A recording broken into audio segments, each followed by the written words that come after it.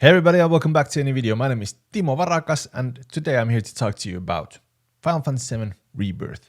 For this video right here, I'm just gonna take this and put it somewhere there.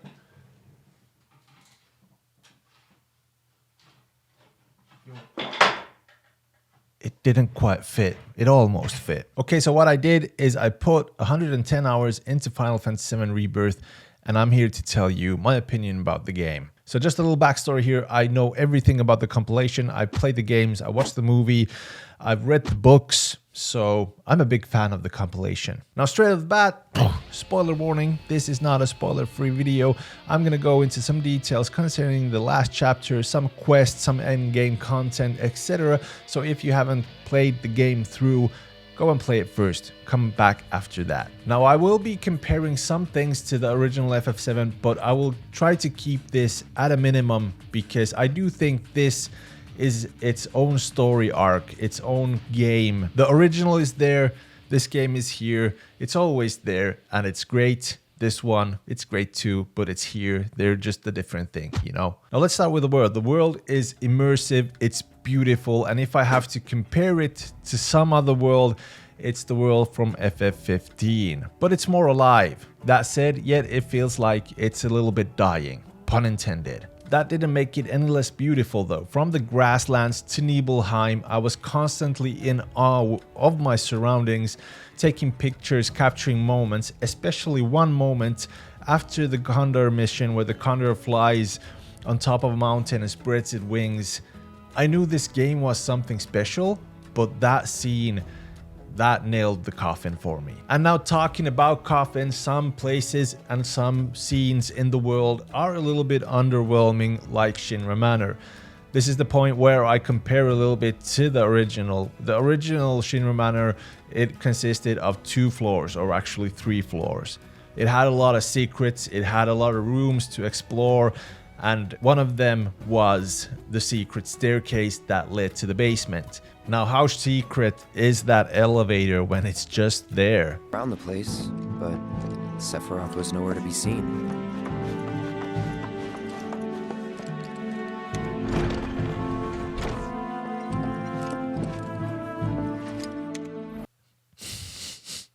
Other than that, everything was awesome. Calm, Gold Saucer, Nibelheim, they were just as I remembered them, but enhanced.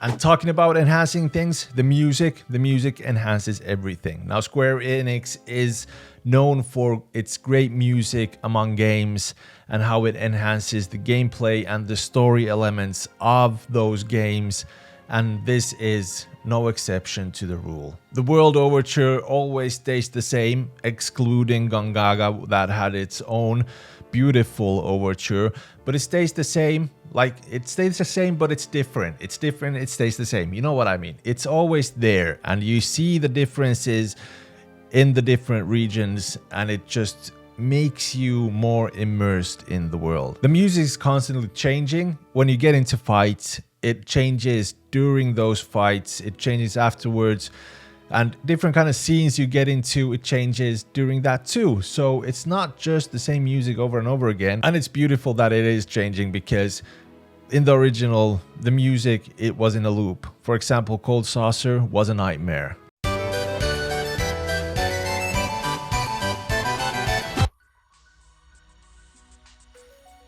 Now the side quests and content that are given to you, they're awesome at points, but sometimes they're just okay. The best part about the side content and the quests, pretty much everything enhances the story and character arcs and, you know, the background stories of those characters in some way. Now you can run through the main story as you wish, but it feels like you are missing out a lot from the compilation, the world building and the characters if you skip the side content. Now doing side quests, you are putting a lot of time into the game, and by the time you're in Cosmic Canyon, you are feeling a little bit overwhelmed and burned out of the side content at some point, but it just makes you push through when you think about what stories there's gonna be, and that makes it unique because not every side quest has to be beautiful and nice, but it still feels like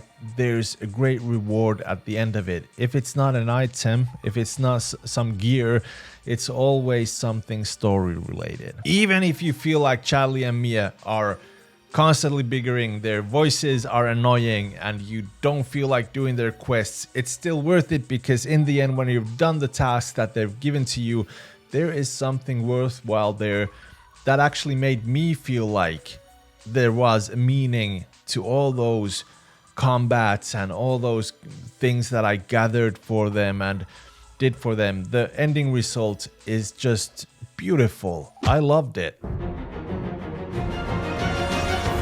Now, I'm not going to go into the details about the combat, because there are a lot of great people out there creating content about the combat and how it works and how you can enhance your skills and everything like that. But the combat itself is amazing. It is fluid. They took what they made in Remake, enhanced it to Rebirth, giving you synergies, new limit breaks, the folios where you unlock these synergies and limit breaks and give them new abilities, etc. And it felt really good.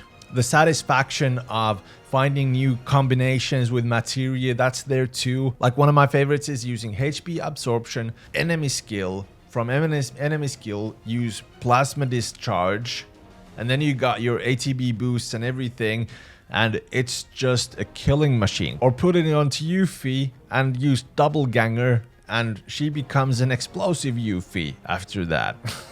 It's just so satisfying to find use these. And what I'm really hoping that they do on the third part is put Mime into there, because the original players know what to do with Mime. Now, you start off with pretty simple things like world exploration, doing quests, and those quests contribute to the world building and the character building. But like in Remake, as we get closer to the end, you start to see things shatter and crumble a little bit. Cloud seems to see other realities, or these realities are bleeding into his mind when he's sleeping. Zack and Biggs are alive in a different world, a dying world. Zack tries to help Biggs or confront Hojo, opening different timelines. And then the Zack that's seemingly alive drops into the live stream as Sephiroth cuts reality beneath him, and he falls through the crack. Ends up fighting with Cloud against Sephiroth. Cloud parries Sephiroth's sword, and seemingly Aerith is alive. Or not. Then you start to see the static when Cloud's mind is breaking. You start to see two different things, Aerith dead, Aerith alive. Now Aerith is still there, and the only one who can see Aerith is Cloud. Is Cloud going crazy? Is it a spirit? Actually, even Red can feel her touch when she touches him, so I'm not so sure about the dead part. Now, thinking about the ending and thinking about Aerith's death, I think the original did it better, but Rebirth did it in its own way. In a good way, sorta.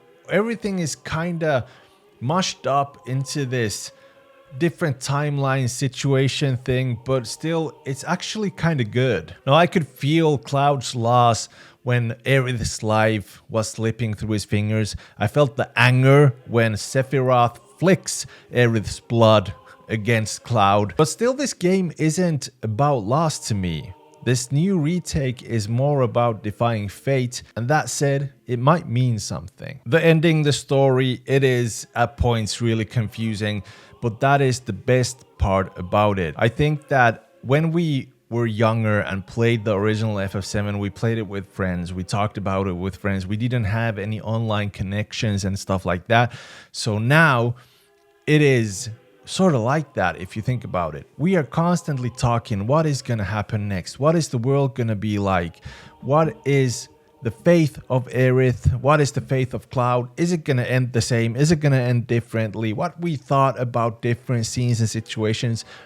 The people that played FF7 original and even the new people playing the remakes today are getting together and discussing about this game. I love seeing streamers and YouTubers like Blitz, Maximilian Dude, Night Sky Prince, Baby Seal talk about their theories and their experiences with this game. Now, if I really have to come up with a negative thing about this game, it is the constant handholding. I know a lot of games do this nowadays, and maybe it's because of the quests, how they contribute to the world building and the overall story, and the developers don't want you to miss that.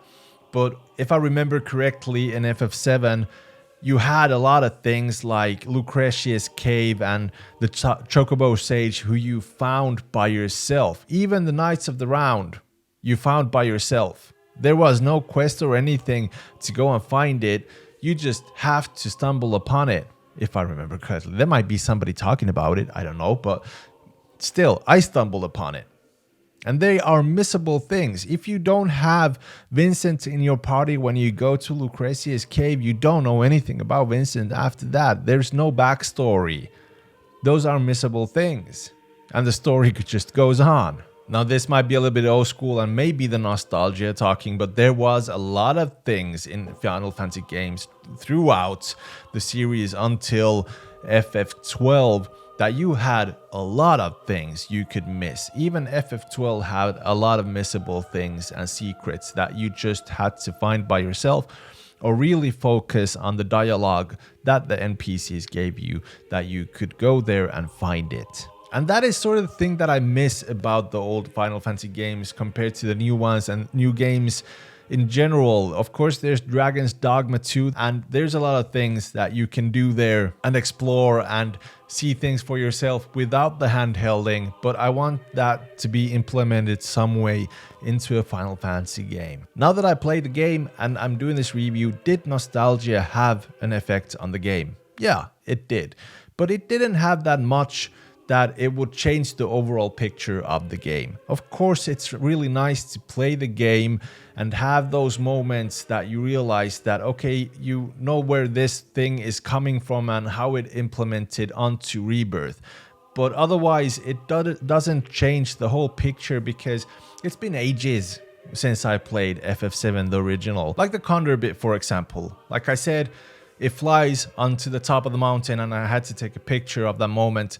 For somebody who is a new player, that might be like, it's just a condor on top of the mountain. What do you mean? Why is it special? But for me, it's a little bit of a bigger thing. But maybe that's it about this game. For the original players, it's about enhancing those little bits. For example, Johnny's Collection. You see the save point from Beginner's Hall with a message on it, and that just gives you a warm, fuzzy feeling, you know. This game really scratches an itch when it comes to a Final Fantasy game, and I just can hope that this is the path forward with future Final Fantasy games. Hope you liked the video. If you did, remember to like, subscribe, hit the bell icon, and I'll be seeing you on the next one.